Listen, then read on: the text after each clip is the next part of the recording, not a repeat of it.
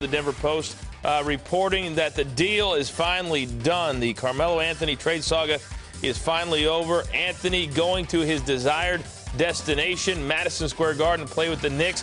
This a very detail-oriented trade, so we're going to show you all the components so you can get an idea of why this took so long. The Knicks get Anthony, point guard Chauncey Billups, Sheldon Williams, Anthony Carter, and former Knick, now going back to the Knicks, Ronaldo Balkman. The Denver Nuggets will get Danilo Gallinari, Raymond Felton, Wilson Chandler, 3 starters. Timofey Mozgov also has been starting lately for the Knicks. So 4 Knicks starters, a first-round pick coming from the Warriors, 2 second-round picks, and $3 million in cash. Our J.A. Donde has tweeted, this is a great deal for the Denver Nuggets. Let's welcome in now to SportsCenter ESPN NBA insider Mark Stein. And Mark, obviously the details are just now coming in, but how did this deal finally get done?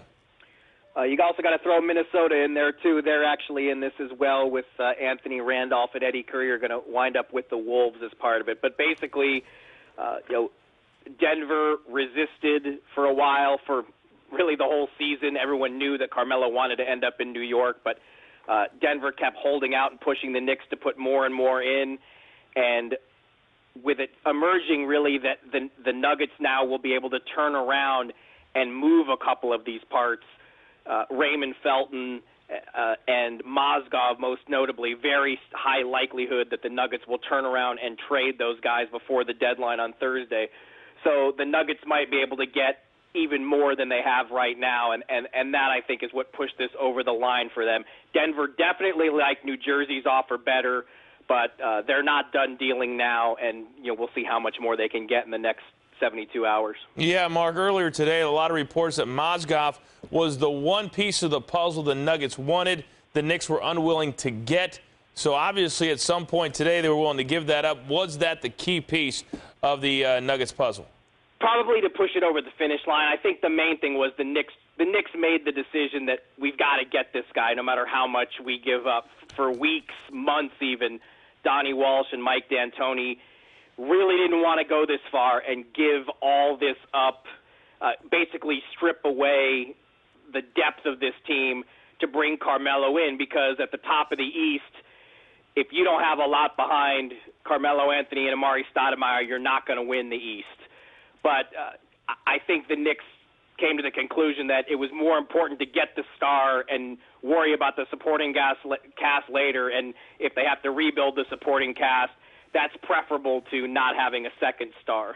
Yeah, when you look at the 4 guys that the Knicks gave up, 4 starters are now gone. From a Knicks perspective, how happy are they with the supporting cast they're getting along with Carmelo Anthony, do you think?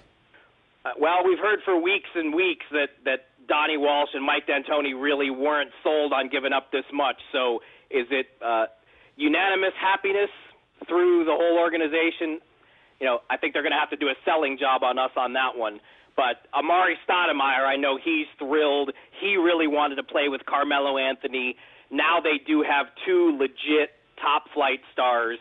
Are they going to be able to make further moves to get a 3rd star in there? I mean, that will be determined by the next collective bargaining agreement when we see how tough the cap is, how much room the Knicks are going to have when you have Carmelo and Amari. Are they going to have any more wiggle room to play with to go out and get another marquee free agent, or are they going to have to do it some other way?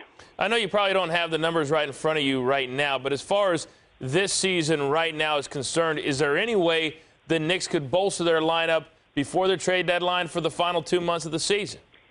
That's unlikely. They're going to have to make kind of smaller moves. Like, you can pretty much expect that they'll bring back Earl Barron, who, a low-cost center that they had at the end of last season and did really well. But that's the kind of moves they're looking to make now. This just became a mission of you have to get Carmelo at virtually all costs.